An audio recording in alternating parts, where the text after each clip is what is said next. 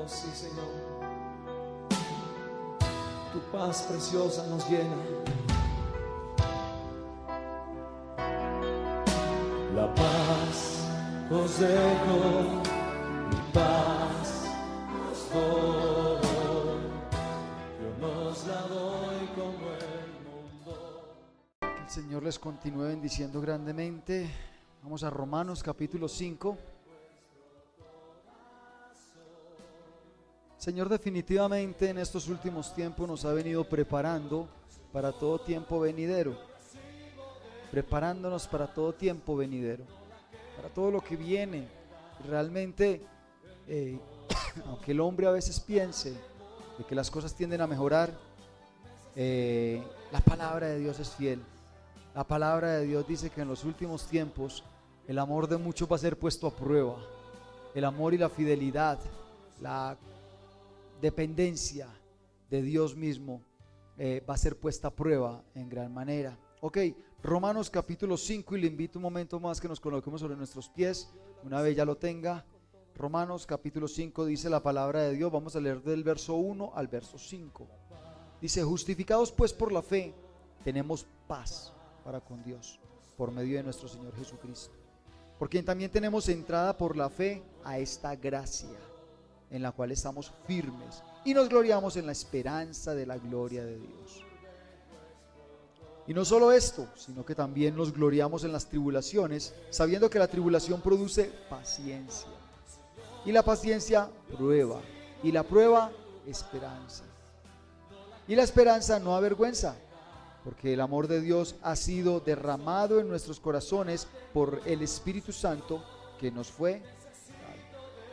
Padre, yo te doy muchas gracias y alabo tu santo nombre, Señor amado, por esta oportunidad que me das una vez más de compartir tu palabra e instruir, Señor, así como yo fui instruido a través de ella. Enséñanos, Señor, tus verdades y glorifica tu santo nombre, Señor, en este lugar. Le damos gracias en Cristo Jesús. Amén. Amén. Pueden tomar asiento, si todavía se encuentran sobre sus pies. A veces uno observa al hombre, observa al ser humano, y el ser humano parece un niño. Nosotros los seres humanos, los adultos, nos comportamos a veces o esperamos lo que esperan los niños, un niño pequeño. Por ejemplo, el ser humano siente que cuando no le va bien es porque su papá tal vez no lo ama, o porque su papá tal vez está enojado, ¿verdad? Cuando no nos va bien en la vida, es que mi Diosito no me está ayudando, es que mi Diosito no me escucha, es que mi Diosito debe estar enojado conmigo, por eso es que me está yendo mal, por eso es que no está contento conmigo. Eso lo hace un niño. Un niño, cuando el papá no le da lo que él está pidiendo, ¿cómo lo interpreta? Es que mi papá está enojado, es que mi papá no me quiere, es que mi papá nunca piensa, es que mi papá me está formando, es que mi papá me está corrigiendo, me está educando, esto es parte de la formación. Un niño no piensa, es que yo no puedo tener todo lo que pida en la vida porque entonces me voy a mal acostumbrar. Ojalá y pensaran así nuestros hijos, ¿no es cierto? Ojalá uno descansaría y le daría gracias a Dios, pero no. Ahora, el ser humano quiere vivir una vida en paz, tranquilidad, gozo, bendición, ¿verdad? Queremos vivir una vida en paz y bendición, pero créame, si nosotros no entendemos el concepto de paz y bendición que nos expresa la palabra, que nos da la palabra de Dios, jamás vamos a poder alcanzar esa paz. Jamás vamos a poder alcanzar esa paz. Dios promete que nos dará su paz. Mi paz os dejo, mi paz os doy. Pero yo no la doy como el mundo la da. Dice la palabra, ¿verdad? Él nos deja su paz, pero no como el mundo. Y ahí es donde parecemos como niños. Ahí es donde parecemos haciendo pataletas. Señor, pero es que yo espero la paz que el mundo sabe dar. Yo espero una paz con prosperidad económica para poder disfrutar y estar tranquilo y echarme en la cama y no poderme rascar la barriga y no hacer nada. Yo quiero esa clase de paz, yo quiero esa clase de tranquilidad. Entonces, obviamente, nosotros cuando no obtenemos esa clase de paz y no obtenemos lo que estamos pidiendo, sentimos que no estamos siendo aprobados por Dios. Que no estamos siendo aprobados por Dios. Ahora, la aprobación de Dios en realidad depende de dos cosas. En primer lugar, es provocada por Él. Dios provoca las circunstancias, las situaciones para que tú seas un siervo aprobado. Pero en segundo lugar, yo debo de superar esas circunstancias. Yo debo de aprender a vivir esas circunstancias.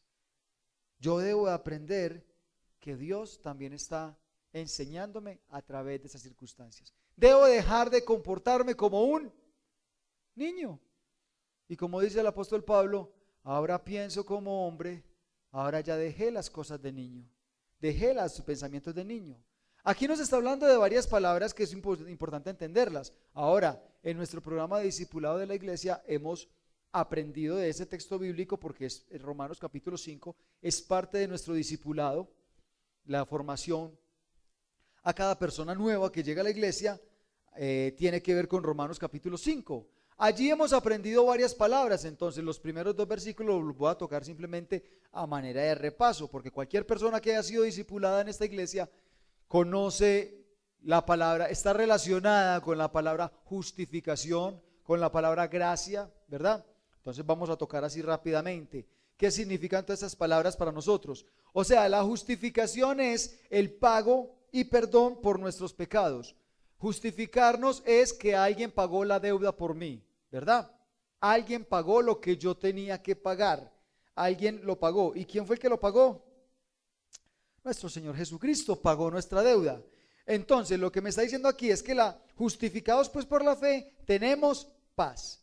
O sea, justificados, o sea, habiendo pagado ese precio por nosotros, a través de la fe, o sea, Cristo pagó el precio por nosotros y nosotros a través de la fe creemos eso. ¿Pero cuál fe? La fe pistis, ¿verdad?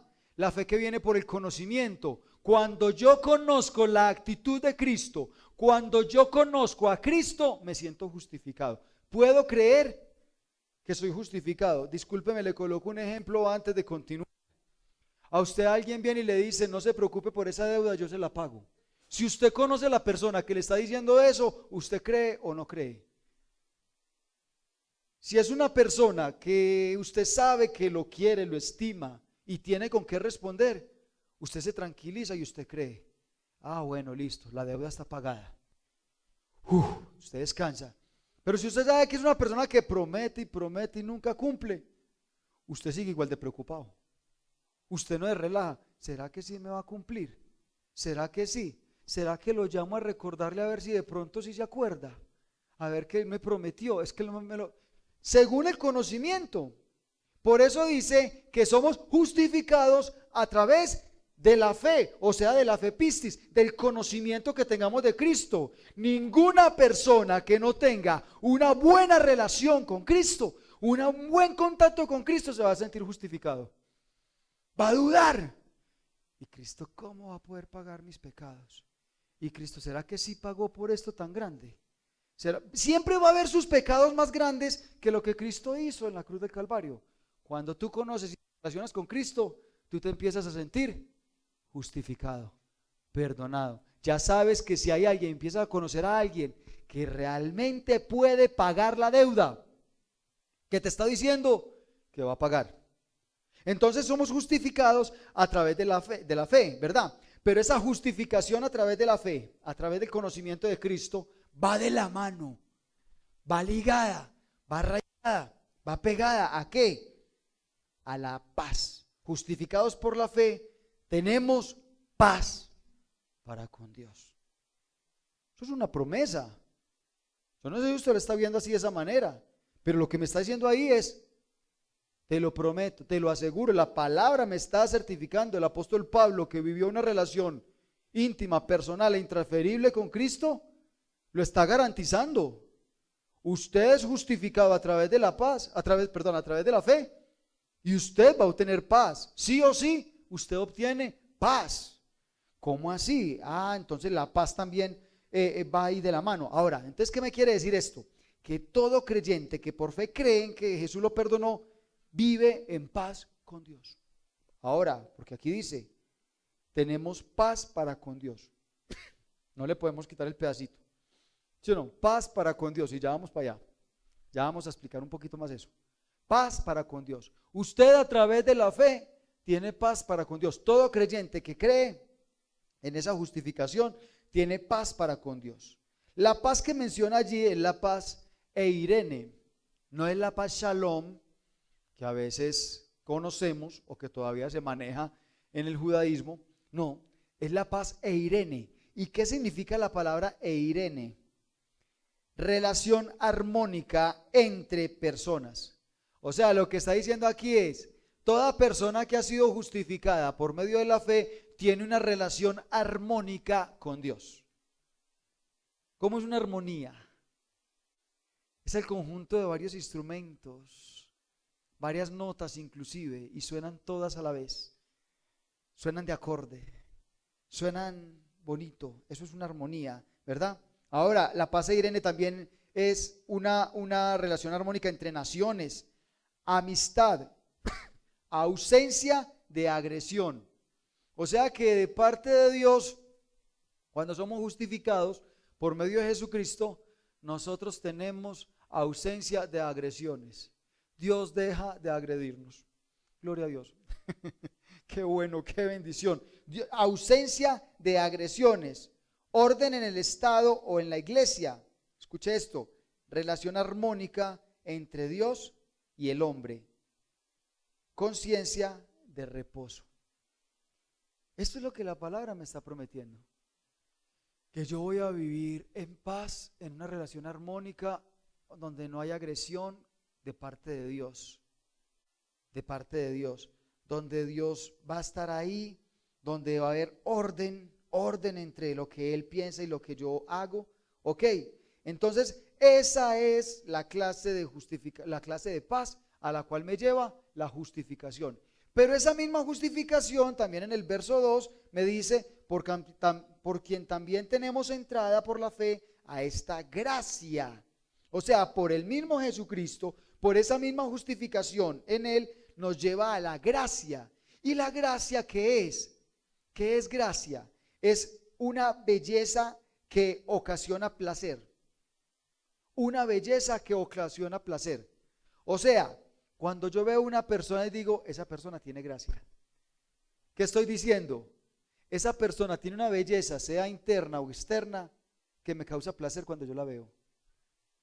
La disfruto porque esa persona tiene gracia. Puede ser una gracia al hablar. Esa persona tiene una gracia al hablar. Dan ganas, ocasiona placer cuando uno la escucha. Cuando uno oye a esa persona habla con gracia. Tiene esa gracia, ¿verdad? Entonces, lo que está diciendo aquí es que es una belleza que ocasiona placer. O sea, gracia al hablar, en la personalidad, en los actos. Nosotros, los cristianos, los creyentes, por nuestra propia cuenta, seríamos incapaces de tener gracia delante de Dios. Que Dios nos mire y diga, este Alejo tiene gracia, ese hombre tiene algo bonito que me causa placer.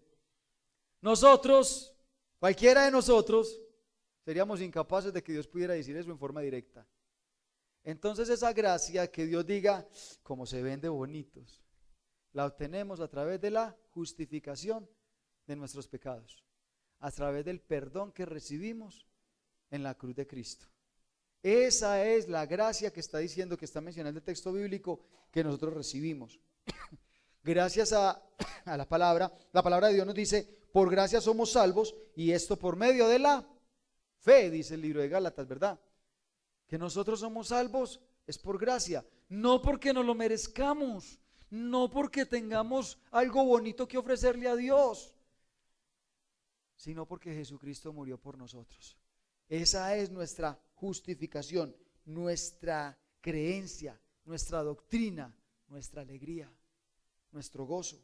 Ahora, pasemos a la parte en donde nos vamos a centrar hoy, ¿verdad? Esto fue un pequeño resumen del discipulado. Los que están en discipulado saben que esto es un pequeño resumen del discipulado que trabajamos. Pero resulta que el versículo 3 viene y dice, y no solo esto, sino que también nos gloriamos en las tribulaciones. ¿Cómo es posible que en 3 versículos me esté mencionando la palabra? Me esté mencionando palabras como justificación, paz, gracia y tribulación. Me parece como que íbamos muy bien, íbamos hacia arriba, a través de la justificación tenemos paz para con Dios, entramos a la gracia y tenemos tribulaciones.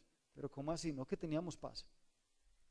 ¿Cómo así? No, pareciera como si se contradijera la palabra. Me acabas de hablar de paz y me acabas de hablar y ahora me estás hablando de tribulación, que me tengo que gozar en medio de la tribulación, que me tengo que alegrar en medio de la tribulación. ¿Cómo así? ¿Cómo me voy a gloriar en medio de la tribulación?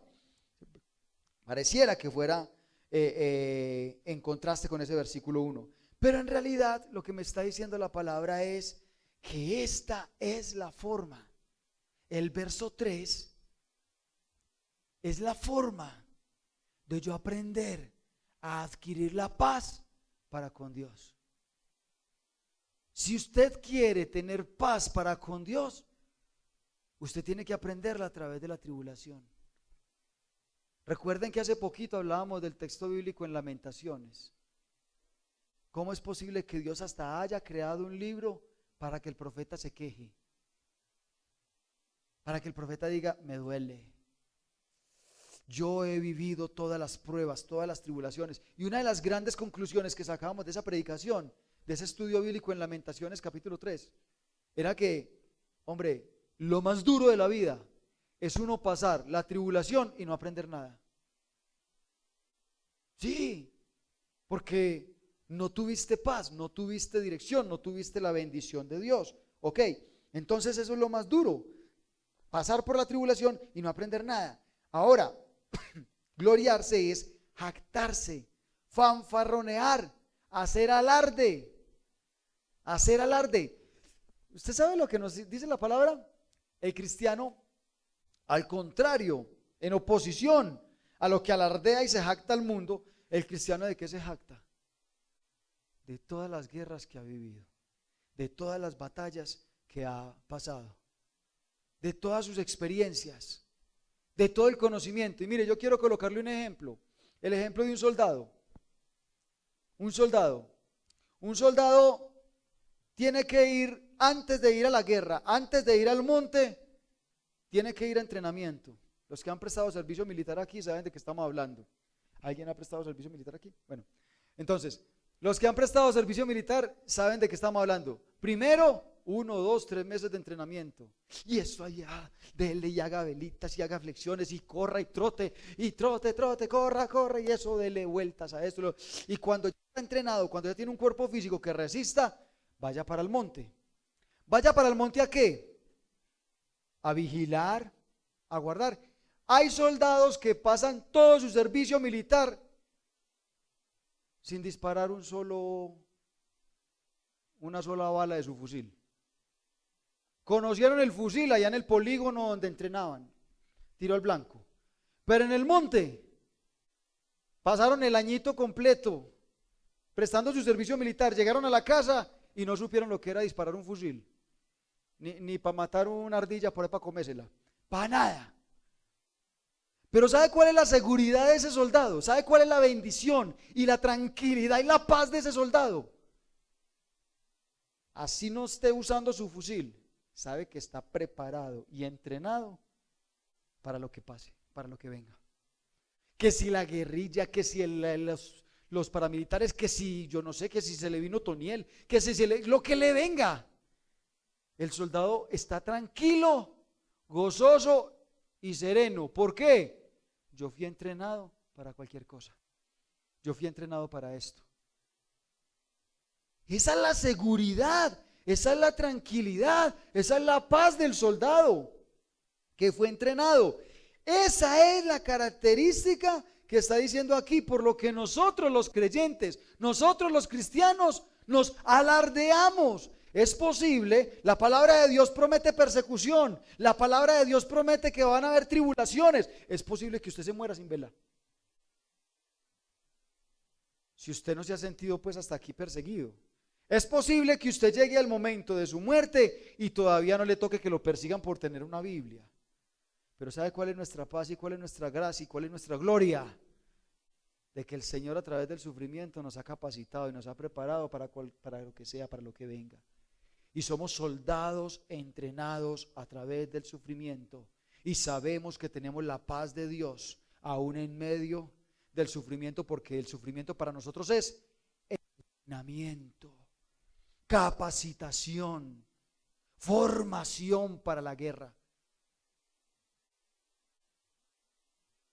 Quisiera preguntar, no me responda, pero quisiera que usted se preguntase ahí, ¿qué tan capacitado ha sido usted para la guerra?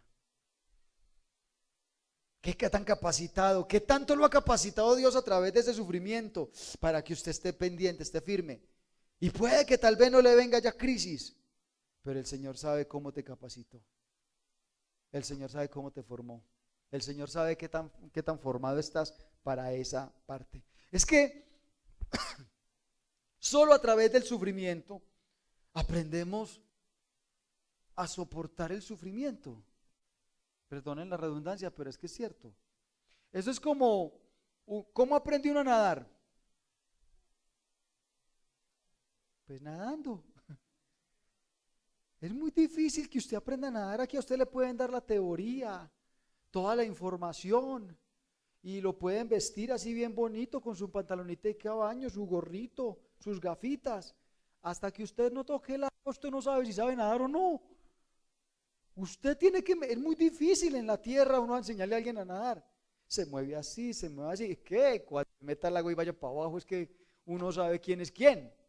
¿Cómo es que me va a defender? A uno le olvidan todas las técnicas. ¿Qué estaba diciendo el profe? De aquí a que usted diga qué dijo el profe, ya vas para abajo y se desespera. Usted necesita aprender a nadar nadando. Usted necesita aprender a sufrir sufriendo. Usted necesita ser capacitado por Dios en medio de la capacitación, en medio de la formación. Yo le puedo dar a usted aquí toda la instrucción teórica respecto al sufrimiento. Lo debemos de pasar así, lo debemos de hacer así, lo debemos de hacer aquí y debemos de confiar en el Señor. Eso se repite en la iglesia todo el tiempo. Para poder conservar la paz. Y ese versículo bíblico, y la paz de Dios que sobrepasa todo entendimiento, guarde vuestros pensamientos y guarde vuestros corazones en Cristo Jesús. El Señor está cerca. Así dice el texto bíblico, ¿verdad? Pero solamente cuando estás en medio del sufrimiento entiendes el significado de ese versículo. ¿Cómo así que la paz de Dios que sobrepasa todo entendimiento? ¿Cómo es eso de que la paz de Dios sobrepasa todo entendimiento? Ah, sí, yo puedo tener paz y el mundo no entiende por qué tengo paz viendo que estoy en tribulación. Porque Dios me capacitó, me perfeccionó en esa parte. ¿Ok? Entonces, podemos creer estar seguros en la abundancia, pero con la incertidumbre de ¿y qué pasaría si se acaba? ¿Y qué pasaría si la abundancia se acaba? ¿Qué pasaría si esto ya termina? ¿Verdad? Quiero ir un momentico a 2 Corintios, un poquito más adelante ahí, un momento para mirar esa teología de Pablo que es tan espectacular respecto a todos sus sufrimientos y a todas sus dificultades. 2 Corintios 12 es un texto muy conocido porque nos habla del aguijón en la carne, el famoso aguijón en la carne de Pablo. Pablo dice que tiene un aguijón en la carne y ese aguijón en la carne no era exactamente algo que le produjera paz, ¿verdad? Algo que lo traspasa como un aguijón. Ahora la palabra real para traducir esa palabra aguijón en el griego es estaca. O sea, Pablo se sentía no como un aguijoncito que lo chuza, ay no, ay, tan maluco, no. Pablo dice que se sentía como aquellos que han empalado que cogen una estaca y lo empalan por completo, lo atraviesa de lado a lado. Así se siente Pablo, o sea, no era cualquier bobada lo que lo estaba molestando. Y Pablo, ¿cómo hacía para andar en la vida con una estaca de esas y estar en paz? Y vivir la paz de Dios. Ok, dice ahí en 2 Corintios capítulo 12, versículo 9 y 10, y me ha dicho, o sea, porque él le decía desde el versículo 8, respecto a lo cual 3 veces he rogado al Señor que lo quite de mí. Y me ha dicho, bástate mi gracia, porque mi poder se perfecciona en la debilidad. Por tanto, de buena gana me gloriaré más bien en mis debilidades, para que repose sobre mí el poder de Cristo. Wow. Mire lo que está diciendo. para que sea Dios el que venga y me defienda, para que sea Dios el que venga y pelee. Por lo cual, por amor a Cristo, me gozo en las debilidades, en afrentas, en necesidades, en persecuciones, en angustia, por cuanto soy débil, entonces soy fuerte. Esa es la teología del sufrimiento que nos enseña Pablo. Vale la pena sufrir la tribulación para ganar la verdadera paz para con Dios. Usted, querido hermano, no necesita paz aquí en la tierra. Usted necesita la paz, la seguridad, la firmeza, el entendimiento de que usted ha sido salvo en el nombre de Cristo, que usted tiene paz para con Dios, que Dios está gozoso y contento con usted. Así esté pasando tribulación. La verdadera paz del alma la siente usted cuando está pasando tribulaciones y Dios viene y toca su puerta. Y Dios viene y hace cosas y usted siente, está conmigo. En medio de esta situación, en medio de esta depresión, Él está conmigo.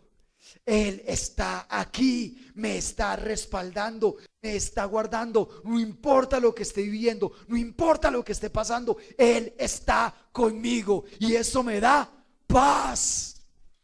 Eso me trae tranquilidad, me trae gozo. Y se puede acabar el mundo, pero Él está aquí. Esa contradicción que está dando ahí el texto en el Romanos capítulo 5, que dice, no solo esto, sino que nos gloriamos en las tribulaciones, sabiendo que la tribulación produce paciencia. A la generación de hoy, a nuestra generación, eso le produce rebeldía. Ay, porque tenemos que pasar la tribulación. Y es que porque me toca a mí sufrir. Y yo porque tendría que sufrir. Y yo vine a ser cristiano es para pasar bueno, para disfrutar, para que Dios me proveyera de todo. Y si no, antes que gracia, pues me hubiera quedado en el mundo. Para sufrir, pues me sufro allá. A la generación de hoy, esa contradicción produce irritación, incredulidad y hasta rebelión. Tenemos paz en medio de la tribulación. No es fácil a veces. No es fácil a veces disfrutar de ello.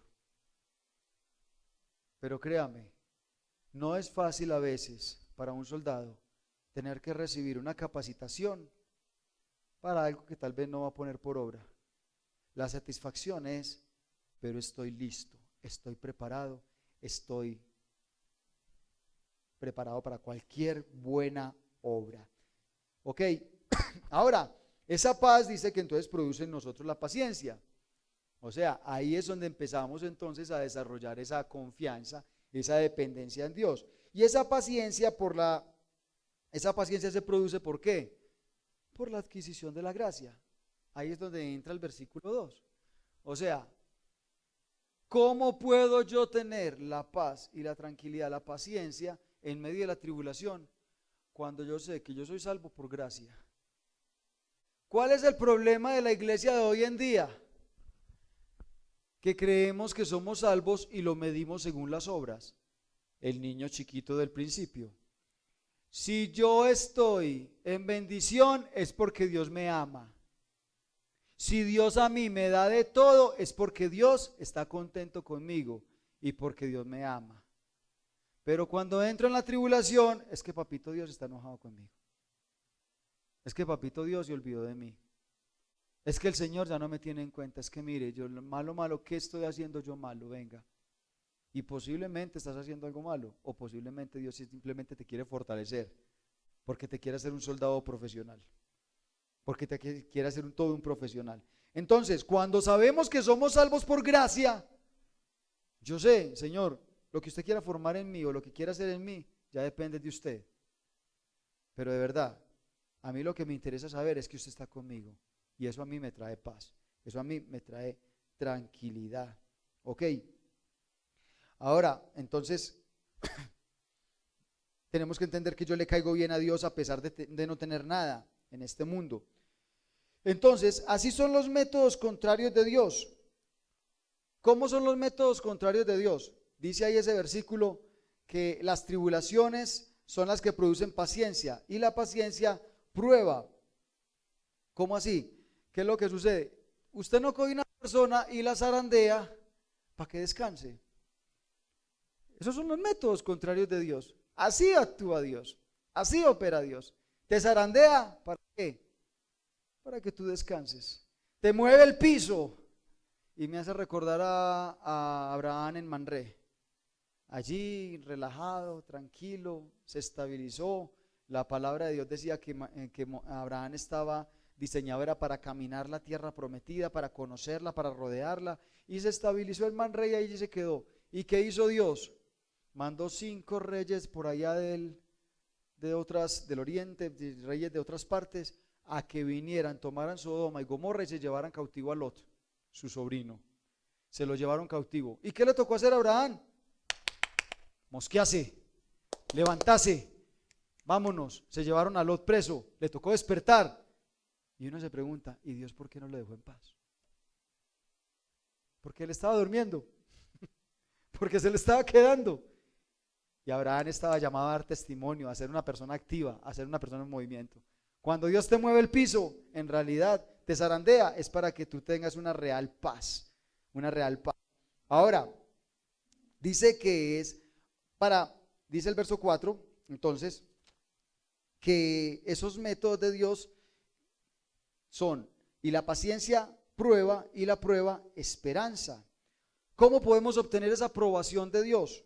Ok, versículo 4 dice, la paciencia prueba y la prueba esperanza. La versión de las Américas dice, la paciencia carácter aprobado, y el carácter aprobado esperanza. La versión del Oso, que es la versión más antigua de donde sale nuestra Reina Valera, la versión del Oso dice, la paciencia experiencia, dice ahí, y la experiencia esperanza. La versión Dios ha hablado y dice, y esa firmeza nos permite ser aprobados por Dios, y la aprobación nos llena de esperanza. La nueva versión internacional dice, entereza, y la entereza es la que nos lleva, la entereza de carácter es la que nos lleva a tener esperanza. ¿Sabe qué es lo que me dice ese texto bíblico? Que la única forma de yo tener esperanza de salvación, porque aquí la palabra esperanza es la palabra elpis, que también se traduce como fe, pero la fe en nuestra salvación, la fe en nuestra vida eterna, la fe en que vamos a llegar al reino de los cielos. Todo cristiano quiere llegar al reino de los cielos, pero no todo cristiano está aprobado por Dios para entrar en el reino de los cielos. No todo cristiano ha sido preparado por Dios para poder heredar el reino de los cielos. Y esa es la confianza y la seguridad del soldado. No en que ya está en el reino de los cielos, sino que está preparado para entrar al reino de los cielos. Y por eso nos gloriamos de nuestras afrentas. Porque nos prepara para entrar al reino, nos da esperanza. Pero si nosotros tenemos un carácter formado, si usted todavía no sabe reaccionar cuando lo tratan mal, si usted todavía no sabe reaccionar cuando son injustos con usted, si usted todavía no sabe reaccionar cuando un patrón le da una orden, si usted todavía no sabe reaccionar cuando vienen y le llaman la atención y usted arde en la ira y todavía deja que eso le robe la paz para con Dios, usted no está preparado. Así venga a la iglesia todos los días, así se congregue fielmente, no falte a la iglesia, usted no está todavía aprobado. Y entonces, ¿qué es lo que le espera? Como Dios lo ama, lo mete en tribulación, porque Dios está interesado en que el día que Jesucristo venga, usted, querido hermano, que pasa más tiempo en la iglesia que en la casa, no se vaya a quedar por no estar aprobado y preparado para esa esperanza.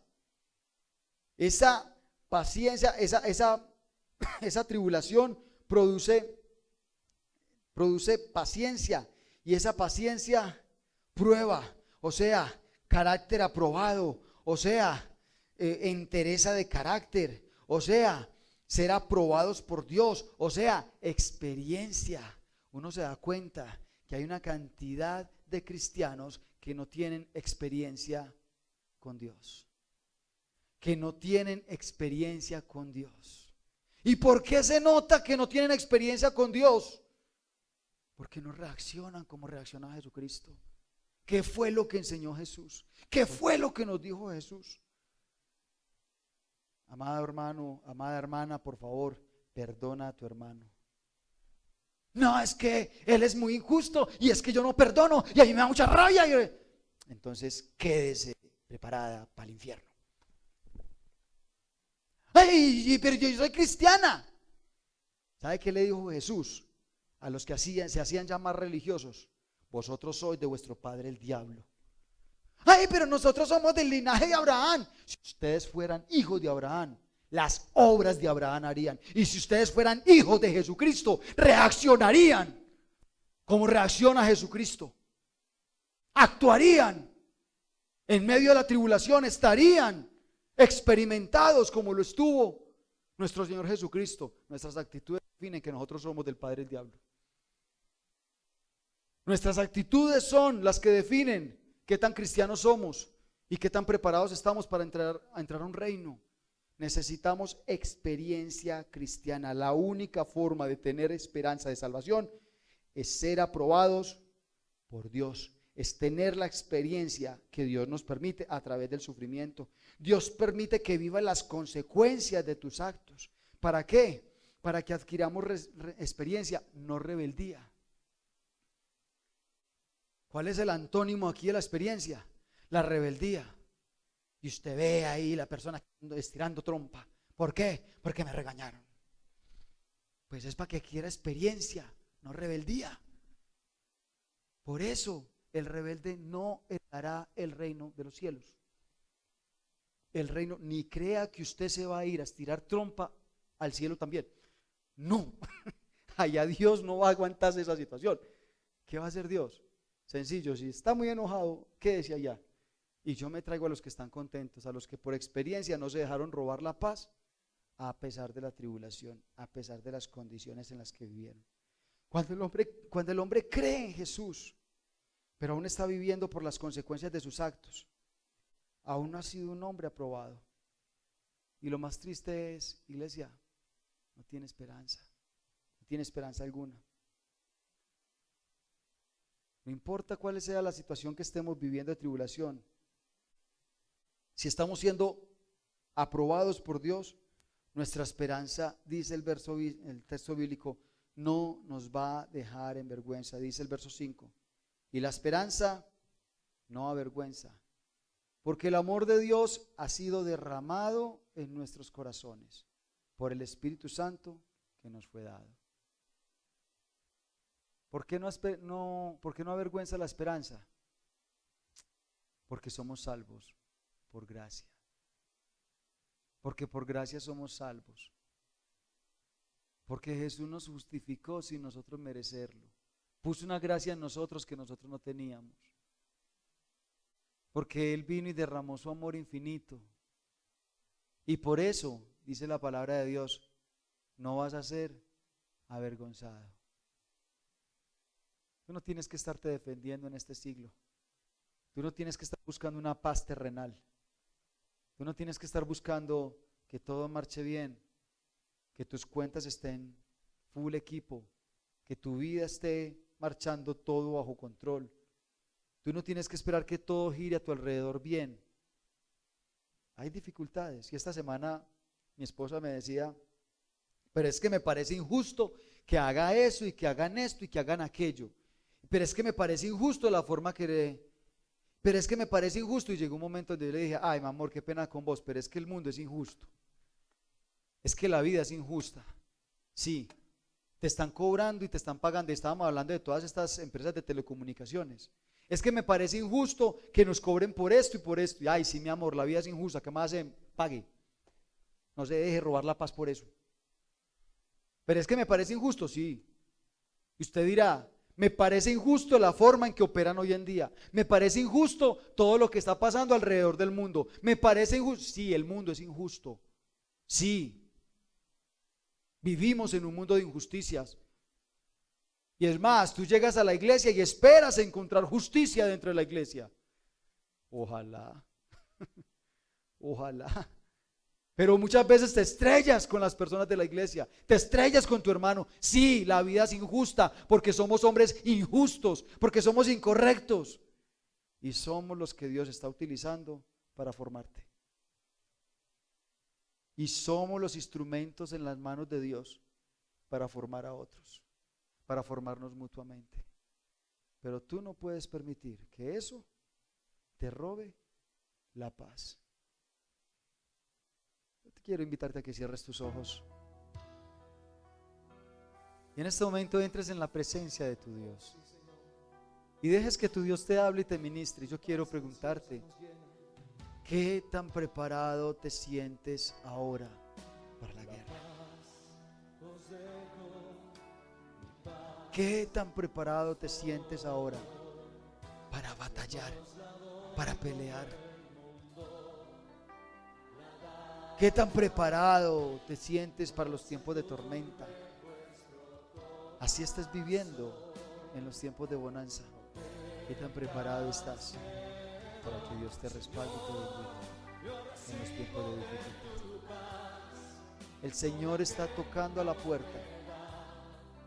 Y mira, la aprobación de parte de Dios la propone. ¿Y la propone cómo? A través de la tribulación.